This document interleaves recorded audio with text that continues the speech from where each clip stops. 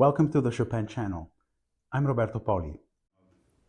Why am I convinced Vincent Ong is in the end the greatest revelation of the 2025 Chopin competition, despite his fifth prize, and in my mind, a pianist who deserves a major career?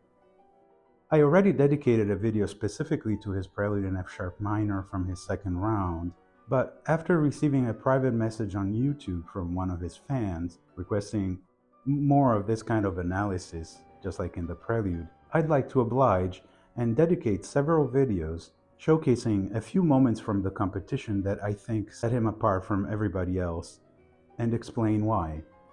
But before I do so, if you end up liking the content of this channel, please like and subscribe.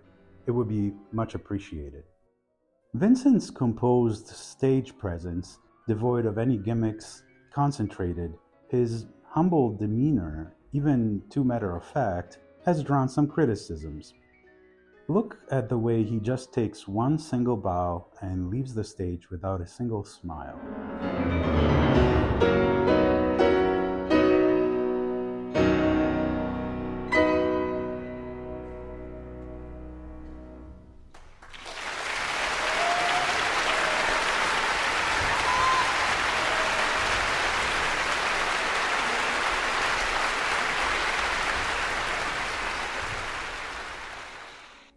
I'm not impartial to stage presence, but would a faint, even polite smile and a couple of extra bows have earned him more applause or longer ovations? Perhaps. Thankfully, these are things that affect only a small portion of listeners.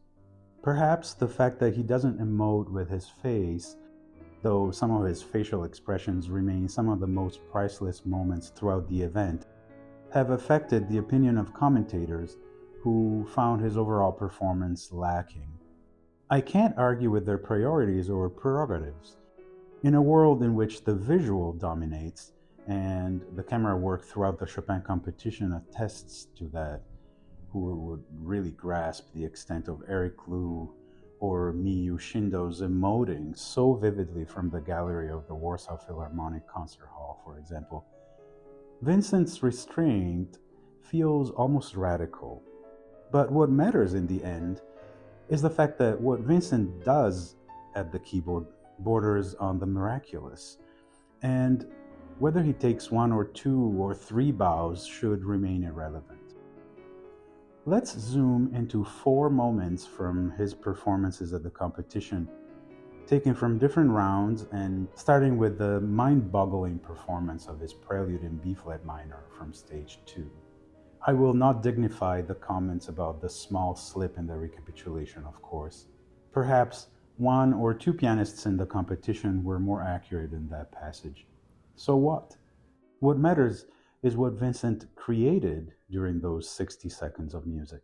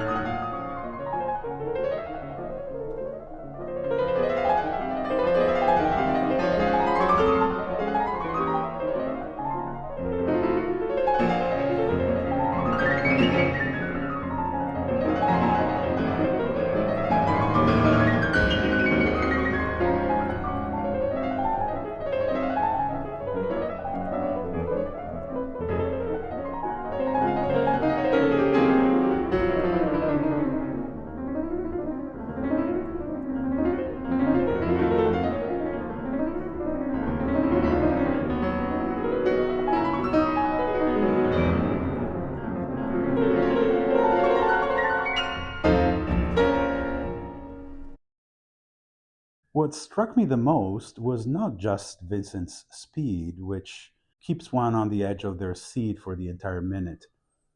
I thought no one could play it faster than Ivo Pogorelic, but I was clearly wrong.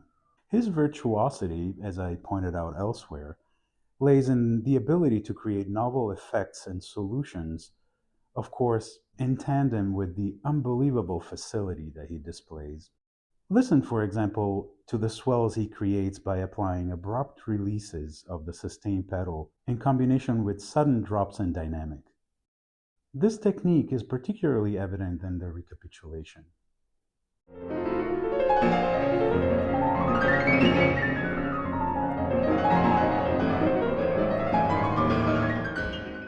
I have never heard anyone do this, and the uniqueness of this expressive device, in my opinion, sets new standards in the playing of the prelude. As I pointed out in my previous video, Vincent has thought of everything. Listen to the dynamic gradations that he applied to the sequence in the development, for example. Two groups in an ascending pattern, two measures each repeating exactly the same notes. The second measure of the first group is played as an echo of the first, but not in the second group, where the second measure is louder.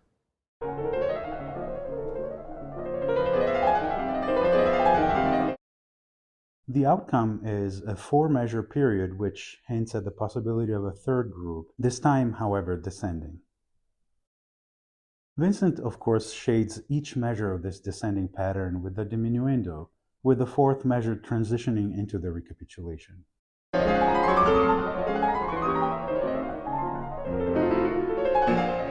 As I mentioned in my previous video, this sounds wonderfully natural, of course, but these details require not only a great deal of thinking, but also a great deal of time to turn them into instinctive gestures. And speaking of virtuosity, in the recapitulation, he doesn't seem to be fazed by the fact that the left hand is now written in octaves instead of single notes, tossing off the entire passage with the greatest ease.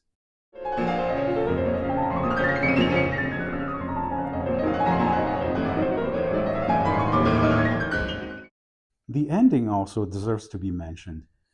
When you thought the speed couldn't get any faster, he accelerates right before the final chords, risking everything for a thrilling, breathless conclusion.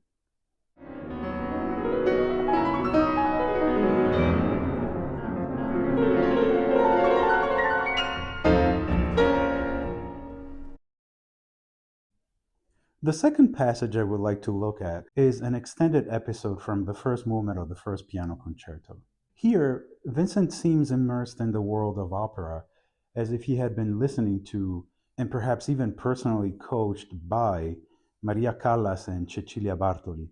I thought the recapitulation was particularly indicative of his operatic attitude and melody playing, and I'd like to analyze the episode one small section at a time. The first theme is reproposed in pianissimo here, in a filo di voce, singing on the thinnest thread of tone, a very soft, controlled, and sustained tone, like a fine thread, produced by singers with exquisite breath and pitch control.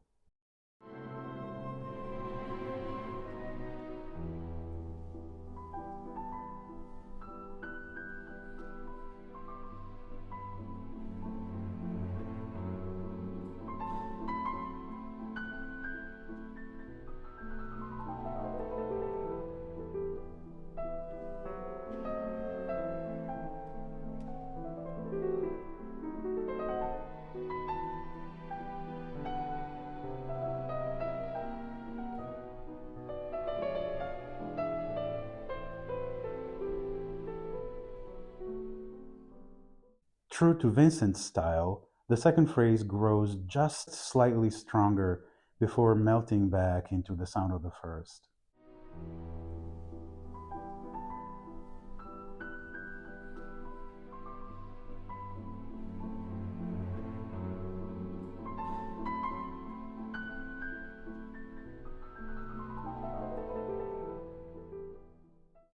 Through speakers, it may sound delicate. In the hall, it must have been transcendent. But the real miracle lies in what follows. Chopin proposes the theme again, and Vincent plays it even softer than before, maintaining the sound throughout the phrase, and only hinting at an increase as the phrase peaks to the chromatic scale that ends it.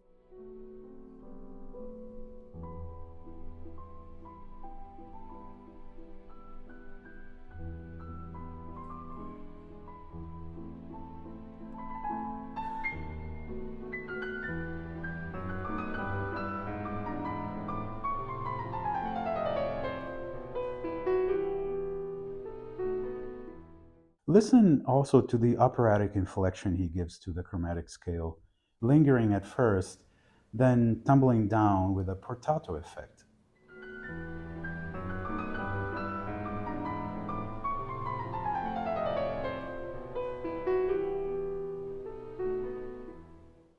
And kudos to the conductor Andrei Boreyko and the orchestra for accommodating the most daring dynamic shades in the entire final round. They understood the assignment perfectly, and the conductor, completely immersed in the miracle he just witnessed, responds in kind with one of the most telling expressions.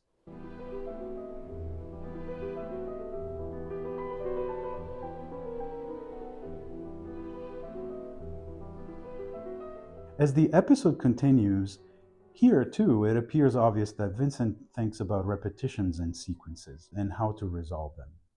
Listen to the way he treats both in this portion.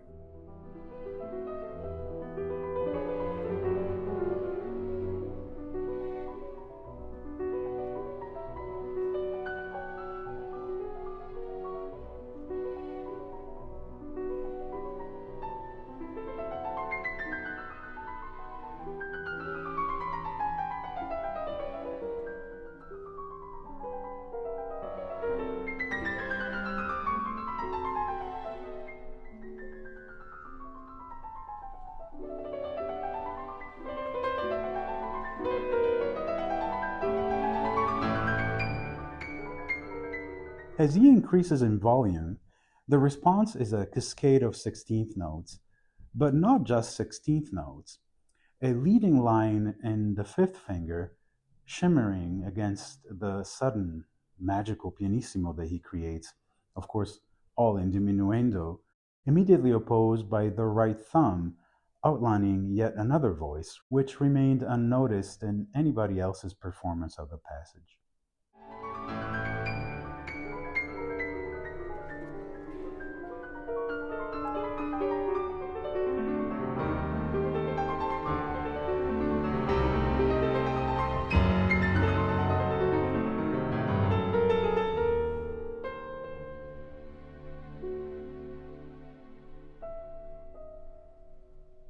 The episode increases in intensity, but listen to Vincent's transparency here, despite the dramatic arrival and how it all melts into sweetness.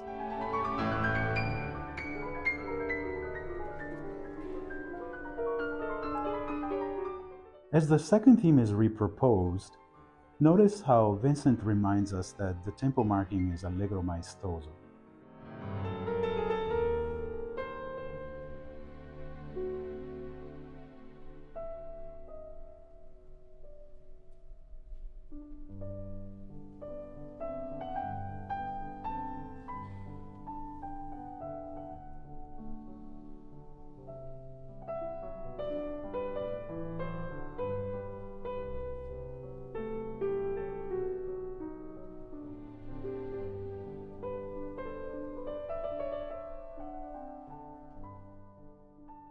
Of course, the second theme is not maestoso, majestic in character, but we are reminded that this is still an allegro, unlike the overly stretched tempi displayed by many of the finalists, and not just in the first concerto.